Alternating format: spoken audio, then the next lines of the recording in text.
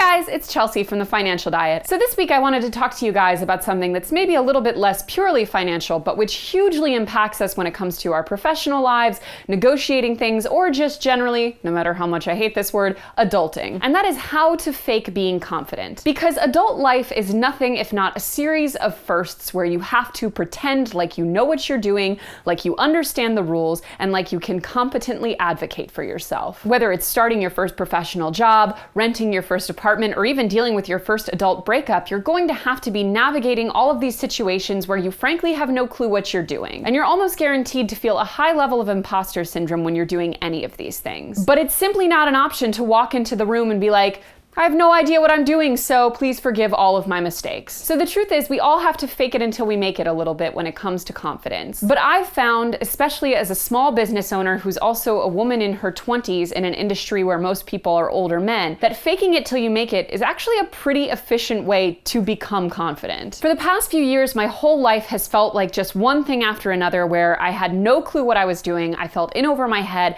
and I had to just figure it out as I went. But now I genuinely do feel confident when I walk into a lot of these situations. For example, last year we went to this financial conference. It was our first time. We were a pretty new company still. We didn't really know what we were doing, and we felt pretty overwhelmed by everything. But this year, leading up to that same conference, we felt totally prepared, ahead of the curve, and we knew exactly what we wanted to get out of it. And the only way we were really able to make that happen was by quote unquote faking our way through the first one. So I wanted to share with you some strategies that have really worked for me when it comes to faking my way to confidence. You can use these when you're negotiating, but you can also just use them when you're walking through a store and you want to get the best deal possible. Now, the most important thing to remember is that everyone is faking it to a certain degree. The whole principle of moving to a higher job in any kind of professional structure is that your first day on that job, you're not really qualified for it. You're still figuring it out. So even the highest boss at your company at some point set foot that first day on that job in the office and felt way in over their head. There's no one, or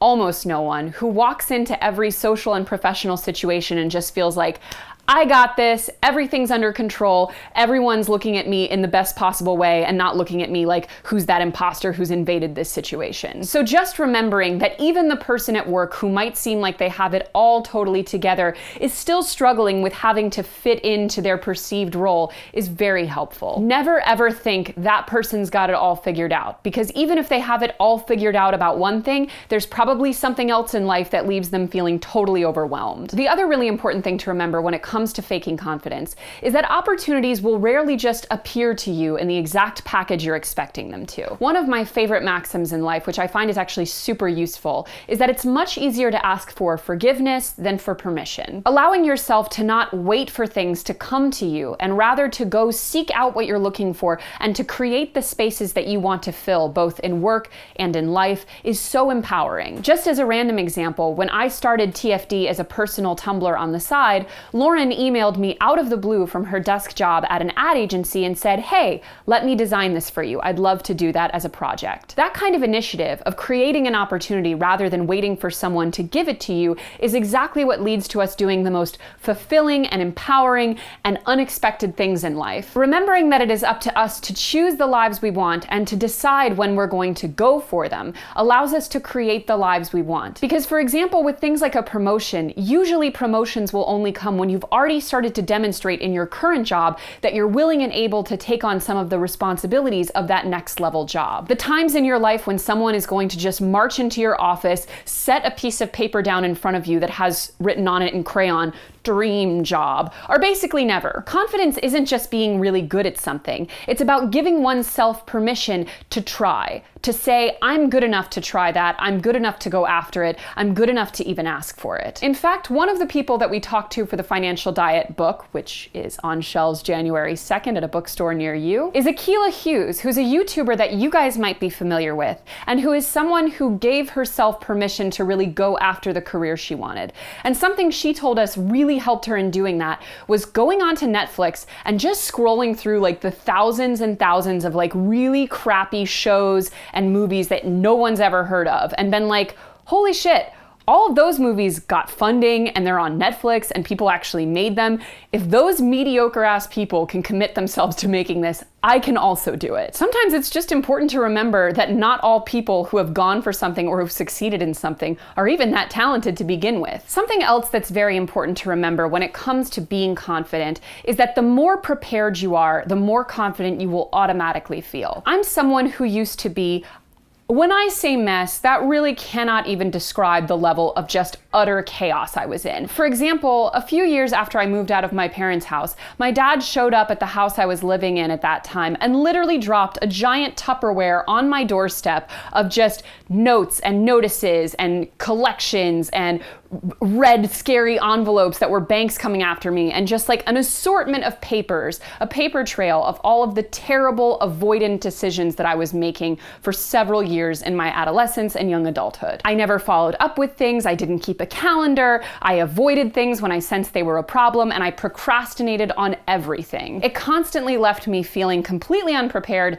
embarrassed, and totally unconfident because I knew I had no right to be. What has really transformed my life, I think more than anything, is that I am now almost a compulsive list maker, spreadsheet maker, calendar user, and organizer. We travel quite a lot for TFD now, and every single time I make myself a very cohesive spreadsheet, not just about what I'm packing, but also exactly what I'm doing on that trip. I also fill my Google Calendar with every last detail of what needs to be done, and I make sure to prepare with a large, all-encompassing email with my team members so that everyone knows what's going on and who's on schedule before I leave. I never go to the grocery store without a list, I never go to a meeting without reading up beforehand, and I just generally make sure that I'm always erring to the side of being overly prepared than being caught unaware. This hasn't changed any inherent skills I have. It didn't make me any smarter or any better at my job. It just made me better at life. Few things will give you that extra boost of confidence like knowing you have your ass covered. So start using spreadsheets for your most logistically complicated tasks.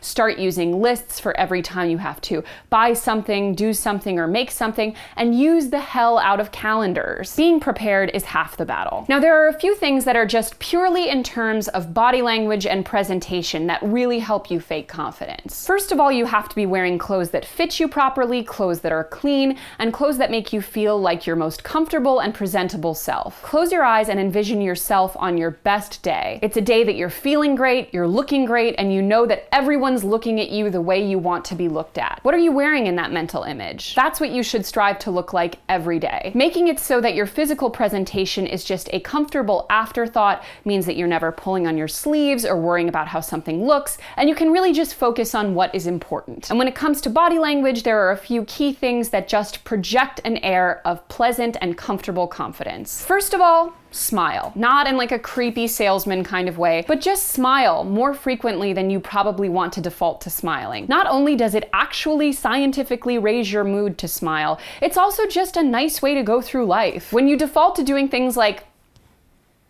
at the office, for example, when you see someone, start just smiling, and you will notice the degree to which people respond to you warmly, and there just becomes a nice warm feedback cycle in your interactions. Another thing is make and maintain eye contact. Now, this isn't some weird staring contest. This is not like when two bros meet each other in the office and do the weird handshake where they're both like crushing each other's bones. It's not about like dominance. It's about just showing that you're present, engaged, and listening. Studies show that focusing on one eye, then another, then to the nose, then to the mouth, and just generally moving around a little bit, but looking at the person's face is a great way to show that you're engaged without making it all weird and starey. But bottom line, avoiding or averting eye contact is a dead giveaway that you feel uncomfortable, which will almost guarantee that the other person feels uncomfortable. Plus, it almost immediately conveys that you're not really paying attention. And at the end of the day, most people just want to be paid attention to and listened to. You also want to make sure that your posture, but specifically your shoulders, are giving off an air of confidence. One of the best and easiest things to do is just to imagine that there is a string from the top of your head onto the ceiling that is pulling you upright. It pulls your shoulders back, it pulls your chest up, your head up, elongates the neck. And yes, it's probably cliche at this point, but it really does work. And no, I have terrible posture. I don't follow this. It's like one of the worst things about my self-confidence. I'm honestly just lazy and work at a desk all day, so I tend to slouch. Lastly, and this is an important one, give small signs of affirmation when people are talking. Lightly nodding your head, making small noises of agreement or of interest makes people feel like you are extremely engaged in what they're saying. And at the end of the day, people are narcissists. They just want to know that people are really listening to them. If you make someone feel extremely listened to and seen, they are going to walk away from that interaction feeling great about you because you were a great mirror for themselves. It might be opportunistic, but if your MO is just to sit there in conversation and sort of blankly stare at people and never quite affirm or engage with what they're saying, force yourself to stop doing that. And obviously, if you're in a conversation where you disagree, it's perfectly fine to show that. But at least make sure you're giving small acknowledgments while the person is talking, that you are at least internalizing and processing what they're saying. Now, lastly, there are a few words that are important, especially at work, to be cutting out of your vocabulary. There's actually a fascinating article on the topic. Melody Wilding wrote in Forbes about the weak-sounding words and phrases that we use in work environments every day, which may prevent us from being taken as seriously as we should be. Now, just a few of them that I'm hugely guilty of myself are, for example, the word just. Just checking in, just dropping by, just wanted to know, just thought, just an idea. It's a word that qualifies everything you're saying with an almost inherent level of insecurity and perhaps insincerity. If what you're saying is, I'm checking in because you haven't answered my important email, you have every right to say, checking in if you've seen my email. Just checking in not only removes the power from you, but it also makes it sound as if you're apologizing for everything. It's a word that women tend to use a lot at work because we are naturally raised to be much more cooperative and cohesive in the work environment and don't want to feel like we're pointing fingers at someone. But at the end of the day, in life, to get shit done, sometimes you need to be pointing fingers. Not peppering every email you send with the word just conveys that you're sure of what you're saying and why you're saying it. It's almost guaranteed to get you much better results. Another one that I've also been very guilty of is I can't. When we say I can't do something, it puts it in the passive voice, meaning that it's for factors outside of your control that you are unable to do something. And if what you mean to say is I won't, as in I'm not willing, I'm not prioritizing, I don't have the time, I don't have the energy or the space or whatever, you should say I won't. It's a subtle change, but what it conveys is that you are in control of your decisions, you're in control of your schedule, and you're in control of what is important to you. It also really helps us be honest with ourselves about what is important and valuable to us, and what we're willing to prioritize. Saying I can't almost inherently implies that if you had the ability to do it, you would be, which quite often means that the person will just come back and make you do it at a different time. Another version of this is going from saying I don't have the time to it's not a priority. Now, obviously, you're not necessarily going to be saying that to someone's face, but saying it to yourself is very important. One of the most subtle but powerful elements of confidence is having the conviction over your priorities, your time, and your decisions. Constantly giving up that power to factors outside of your control when it's not even true makes it look like all of your decisions are weak and not really being made by yourself. Even if it's just what you're going to make time to do on a Saturday, be in control of that decision and know why you're making it. These are just some strategies that have really helped me become a more confident person via simply faking it and finding little cheat codes. Over a while, it snowballs into a more general confidence, and you start to be able to feel like you can conquer things that used to feel totally insurmountable. It won't happen overnight, but if you start practicing some of these strategies, I guarantee you will start feeling more confident. So as always, thank you guys for watching, and don't forget to come back every Tuesday for new and awesome videos. Bye!